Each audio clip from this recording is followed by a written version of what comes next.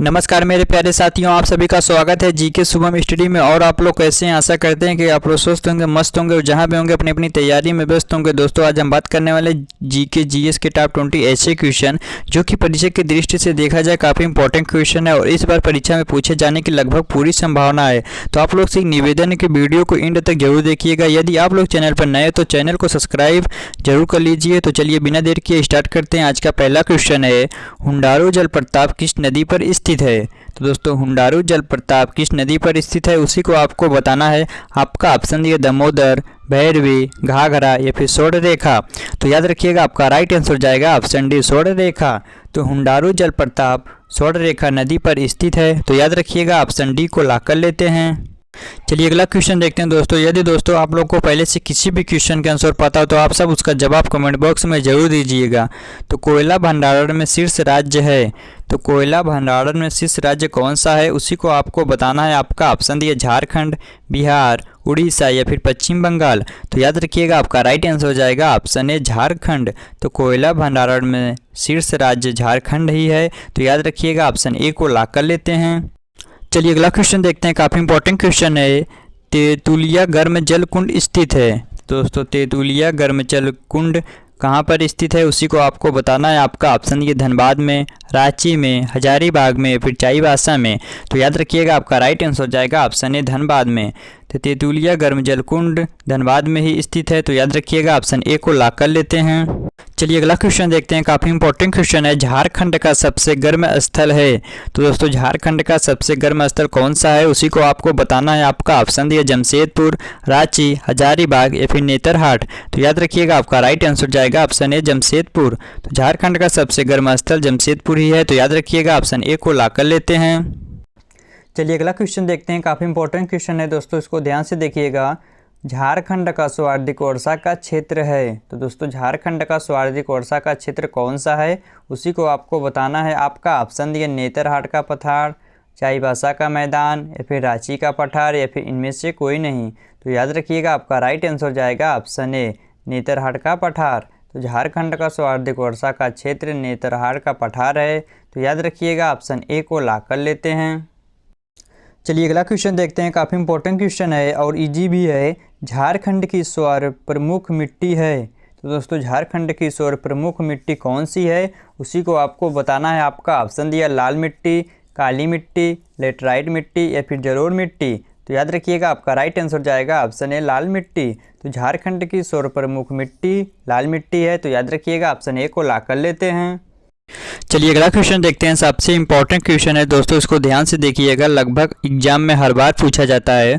तो झारखंड में पाई जाने वाली मिट्टियों में सबसे नवीन मिट्टी है। तो दोस्तों, झारखंड में पाई जाने वाली मिट्टियों में सबसे नवीन कौन सी मिट्टी है उसी को आपको बताना है। आपका ऑप्शन दिया लाल मिट्टी, काली मिट्टी, लेटराइट मिट्टी या फिर जलोढ़ मिट्टी।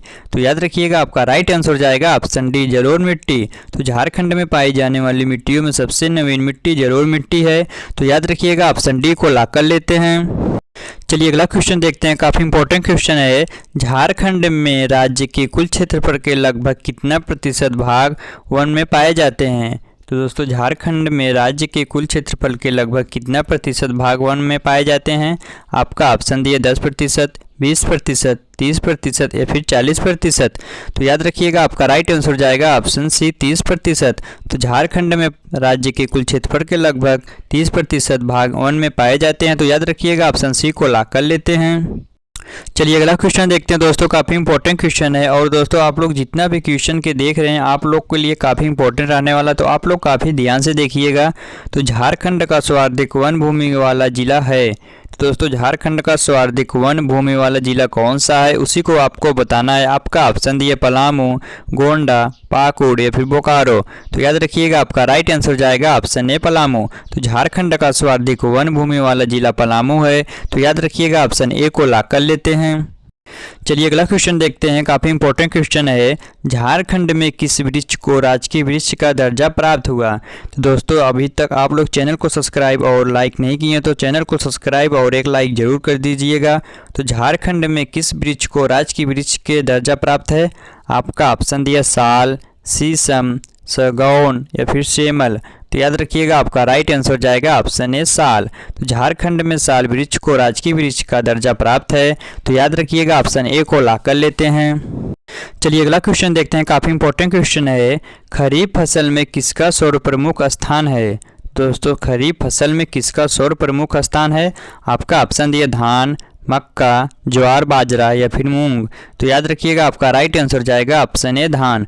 तो खरीफ फसल में धान सर्वप्रमुख स्थान है, तो याद रखिएगा ऑप्शन ए को लॉक कर लेते हैं।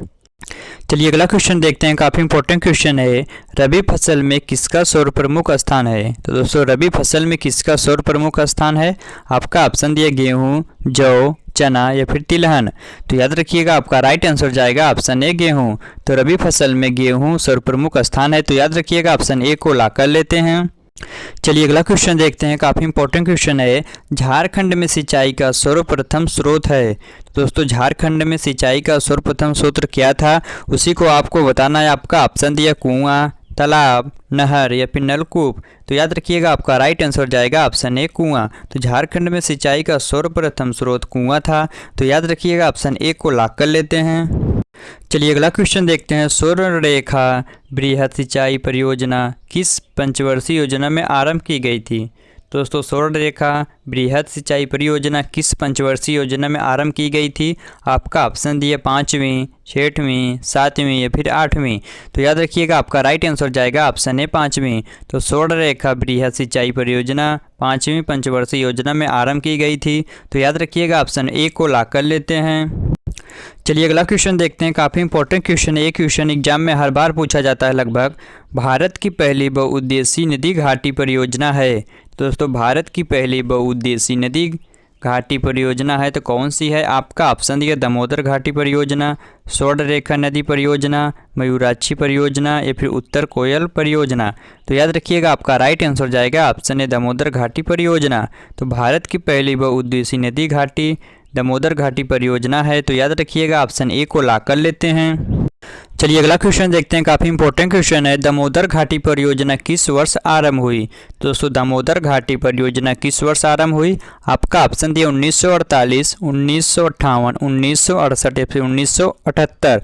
तो याद रखिएगा आपका राइट आंसर जाएगा ऑप्शन ए 1948। तो दामोदर घाटी परियोजना 1948 वर्ष में प्रारंभ हुई थी, तो याद रखिएगा ऑप्शन ए को लॉक कर लेते हैं। चलिए अगला क्वेश्चन देखते हैं, काफ़ी इंपॉर्टेंट क्वेश्चन है।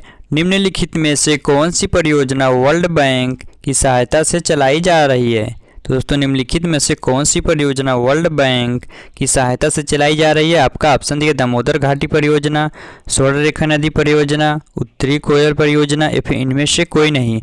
तो याद रखिएगा आपका राइट आंसर जाएगा ऑप्शन ए दामोदर घाटी परियोजना। तो दामोदर घाटी परियोजना वर्ल्ड बैंक की सहायता से चलाई जा रही है, तो याद रखिएगा ऑप्शन ए को लॉक कर लेते हैं। चलिए अगला क्वेश्चन देखते हैं, भारत में उपलब्ध खनिजों के संचित भंडार का लगभग कितना प्रतिशत झारखंड में केंद्रित है? तो दोस्तों भारत में उपलब्ध खनिजों के संचित भंडार का लगभग कितना प्रतिशत झारखंड में केंद्रित है? आपका ऑप्शन दिए 10 से 15%, 30 से 35%, 60 से 65% या फिर 80 से 85%।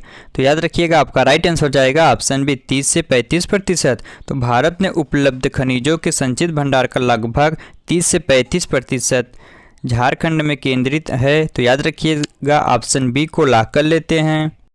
चलिए अगला क्वेश्चन देखते हैं, काफ़ी इंपॉर्टेंट क्वेश्चन है। भारत के कुल खनिज उत्पादन का लगभग कितना प्रतिशत झारखंड में उत्पादित होता है? तो दोस्तों भारत के कुल खनिज उत्पादन का लगभग कितना प्रतिशत झारखंड में उत्पादित होता है? आपका ऑप्शन दिए 10%, 40%, 80% या फिर 90%। तो याद रखिएगा आपका राइट आंसर जाएगा ऑप्शन बी 40%। तो भारत के कुल खनिज उत्पादन का लगभग 40% झारखंड में उत्पादित होता है, तो याद रखिएगा ऑप्शन बी को लॉक कर लेते हैं। चलिए अगला क्वेश्चन देखते हैं, काफ़ी इंपॉर्टेंट क्वेश्चन है। भारत का सबसे प्रथम एवं सबसे बड़ा लौह इस्पात कारखाना है।